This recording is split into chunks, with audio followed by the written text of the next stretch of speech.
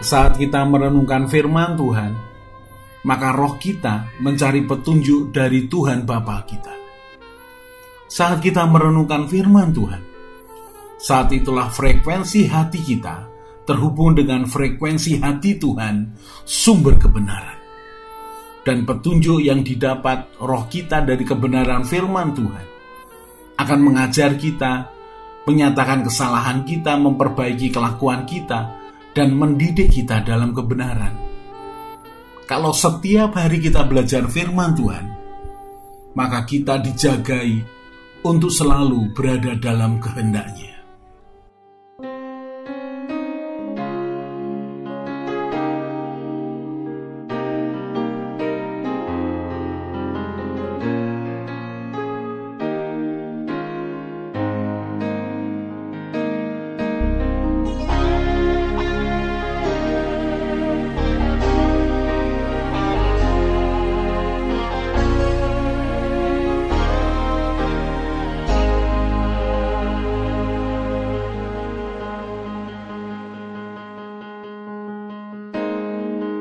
Betapa hatiku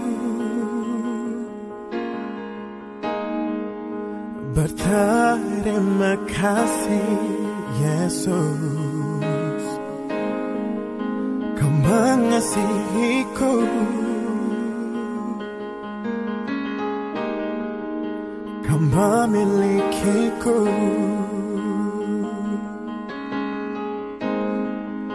Hanya ini Tuhan persembahanku, segenap hidupku, jiwa dan ragaku.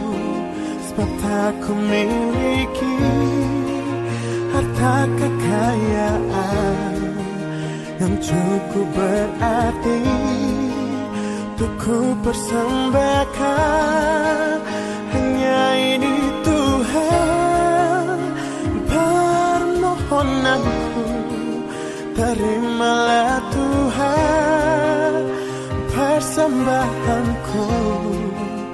Pakailah hidupku sebagai alatmu seumur hidupku.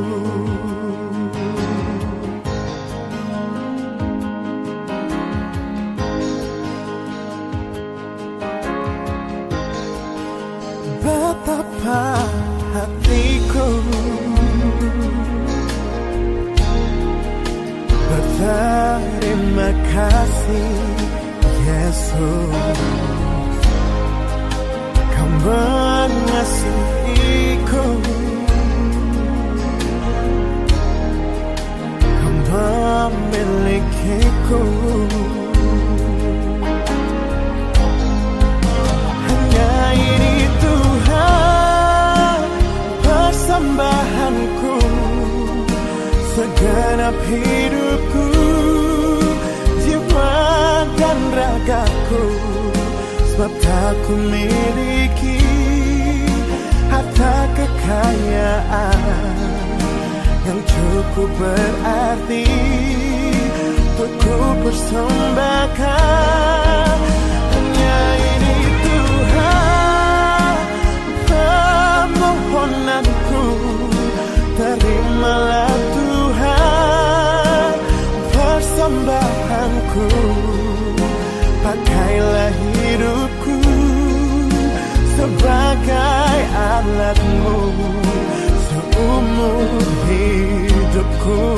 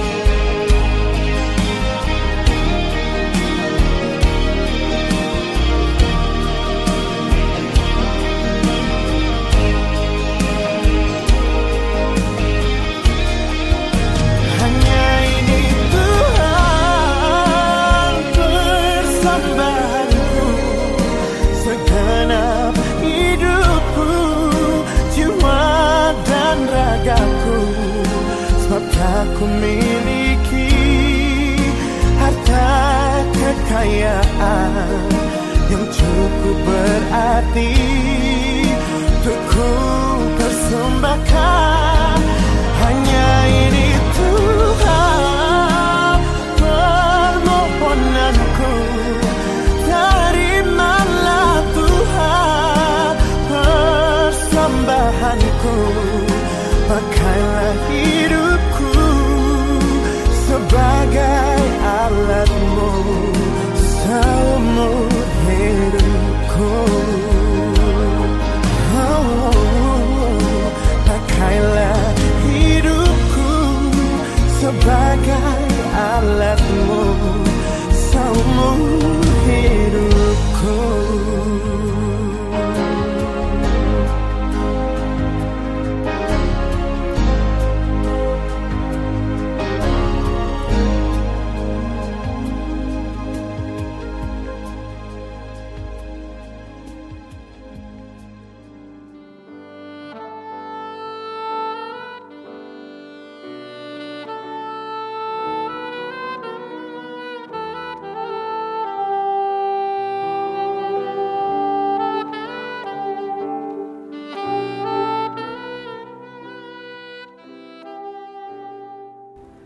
Dua Korintus pasal yang ke-9 ayat yang ke-8.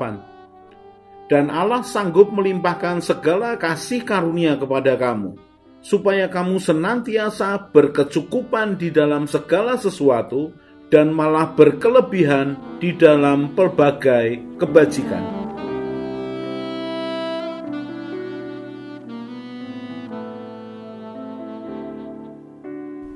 Seringkali kita menganggap kalau segala sesuatu yang berhubungan dengan Tuhan, maka itu hanyalah hal-hal yang rohani saja.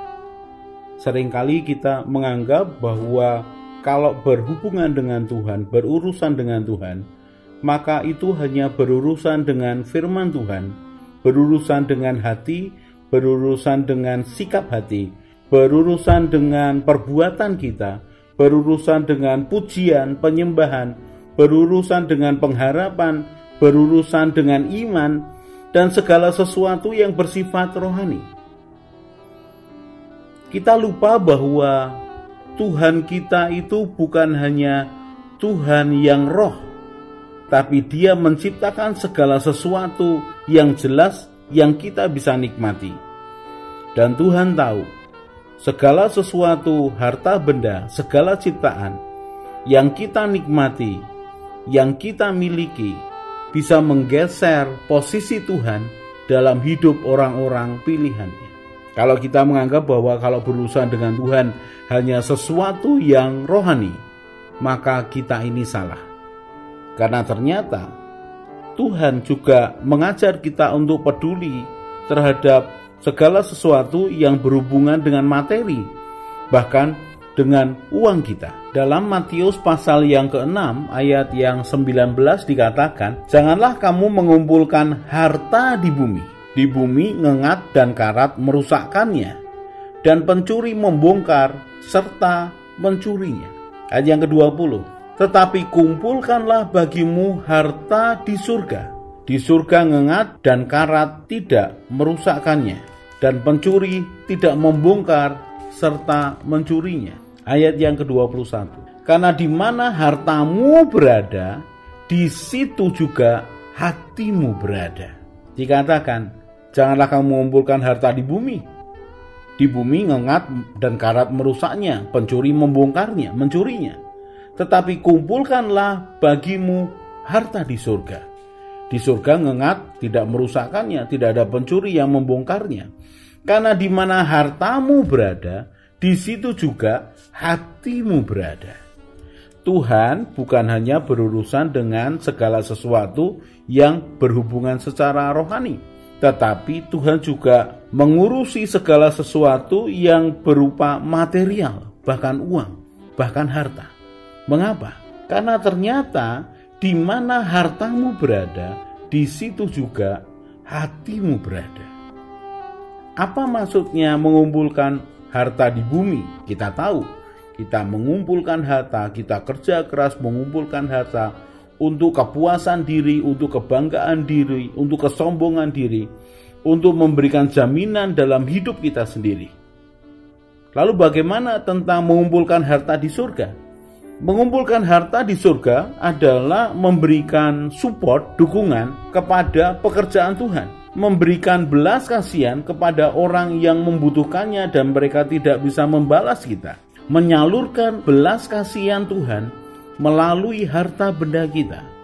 Mengumpulkan harta di surga adalah juga mendukung akan kabar baik itu diberitakan. Mendukung orang-orang yang memberitakan kabar baik, mendukung apa yang dibutuhkan supaya kabar baik itu bisa sampai dalam hidup seseorang. Memberikan uang, memberikan dukungan material. Mengumpulkan harta di surga adalah melakukan pekerjaan Tuhan selama kita hidup di bumi ini dengan harta benda kita. Yang menarik adalah ayat yang ke-24 dikatakan, tak seorang pun dapat mengabdi kepada dua tuan, karena jika demikian ia akan membenci yang seorang dan mengasihi yang lain, atau ia akan setia kepada yang seorang dan tidak mengindahkan yang lain.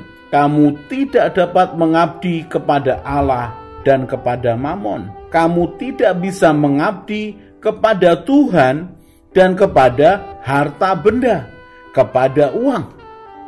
Tidak mungkin.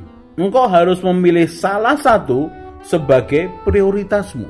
Kalau engkau mengabdi kepada Tuhan, maka Mamon, maka harta, maka uang itu akan engkau pakai untuk melayani Tuhan. Tetapi kalau engkau mengabdi kepada Mamon, kepada uang, kepada harta benda, maka prioritasmu adalah yang penting dapat uang, dapat harta benda, dapat kekayaan. Engkau akan pakai Tuhan untuk mendapatkan hartamu. Jadi kalau prioritas hidupmu adalah kekayaan, maka engkau pakai Tuhan dengan segala macam cara, berbalutkan hal-hal yang rohani, tetapi ujungnya adalah kepuasan diri, kebanggaan karena kekayaan. Tetapi kalau engkau menomorsatukan Tuhan dalam hidupmu, mengumpulkan harta di surga, mengabdi kepada Tuhan, maka harta yang engkau pakai akan engkau salurkan untuk melayani Tuhan, untuk mengabdi kepada Tuhan. Tuhan Yesus suatu kali melihat orang memberi persembahan yang tidak menyenangkan buat banyak orang adalah Tuhan duduk menghadap peti persembahan dan memperhatikan bagaimana orang memasukkan uang ke dalam peti persembahan. Markus 12 ayat 41. Pada suatu kali Yesus duduk menghadapi peti persembahan dan memperhatikan bagaimana orang banyak memasukkan uang ke dalam peti itu. Banyak orang kaya memberi jumlah yang besar. Saya berhenti dulu di sini. Kalau kita memperhatikan peti persembahan di zaman itu, maka lubangnya itu bukan lubang yang besar. Lubangnya itu kecil.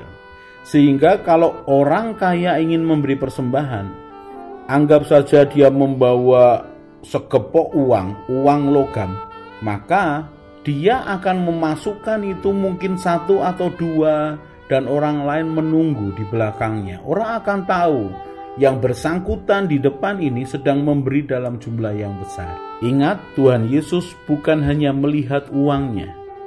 Tuhan Yesus melihat sikap hatinya. Tuhan Yesus melihat akan motivasi hatinya. Lalu ayat berikutnya, Markus 12 ayat 42. Lalu datanglah seorang janda yang miskin dan ia memasukkan 2 peser, yaitu 1 duit.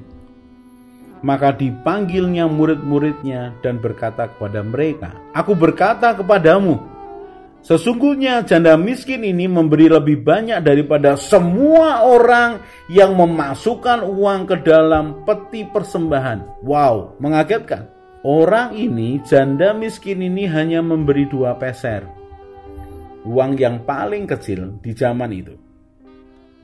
Dan dibandingkan dengan orang-orang kaya yang memberi, dan Tuhan katakan, janda miskin ini memberi banyak daripada semua orang yang memasukkan uang ke dalam peti persembahan. Ayat 44. Sebab mereka semua memberi dari kelimpahannya, tetapi janda ini memberi dari kekurangannya, semua yang ada padanya, yaitu seluruh nafkahnya. Wow. Markus pasal yang ke-12. Tuhan mengguncang hati murid-muridnya. Kalau kita melihat jumlah uang, maka persembahan janda ini sangatlah kecil dibandingkan dengan pemberian orang-orang kaya itu. Kalau melihat akan jumlahnya. Tetapi ketika melihat bahwa yang diberikan adalah keseluruhan hidupnya, dan dia memberi dari kekurangannya, maka tersentuhlah hati Tuhan akan persembahan orang ini.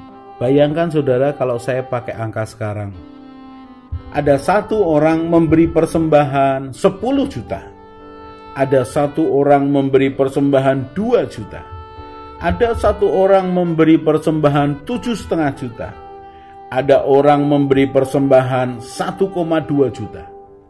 Lalu dibandingkan dengan satu orang yang memberi, dia hanya memberi 20.000. Apalah 20.000 dibandingkan dengan 1 juta, 2 juta, 5 juta, 7,5 juta, 10 juta.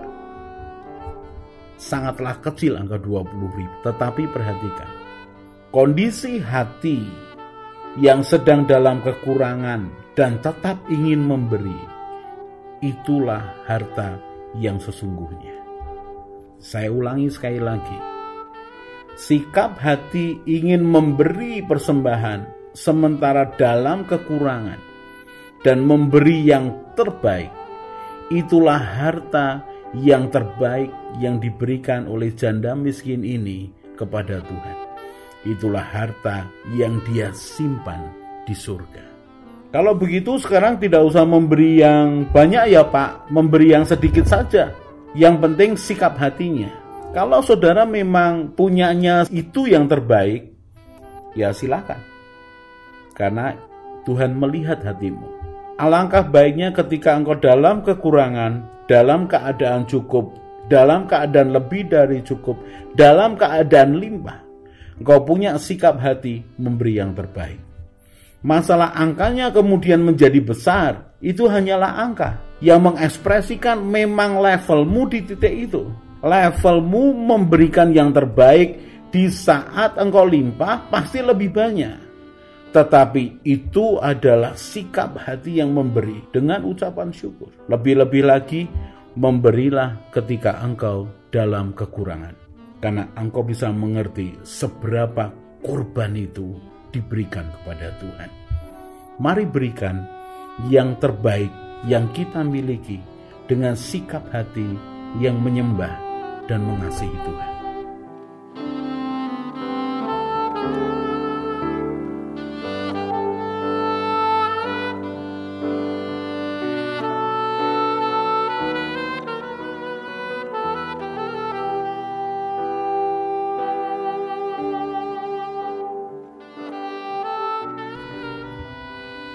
Orang yang mencari Tuhan dengan segenap hati akan ketemu Tuhan.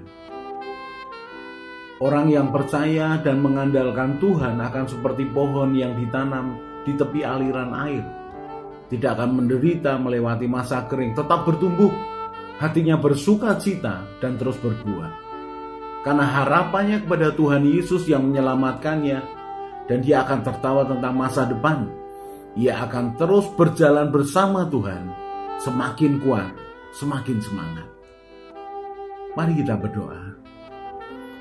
Tuhan Yesus, berikan kerelaan dan kesetiaan yang sama ketika Engkau melaksanakan tugasmu di dunia. Tuhan Roh Kudus penolongku, ajari aku semakin mengenal Tuhan Yesus dan Bapa Surgawiku, bahwa aku berjalan mengikuti jejak-Mu, Gembalaku yang baik. Berjalan bersama Tuhan senantiasa. Amin. Saya Yosea Kristiono, Gembala Jemaat JK Injil Keselamatan Semarang. Tetap percaya, tetap semangat. God bless.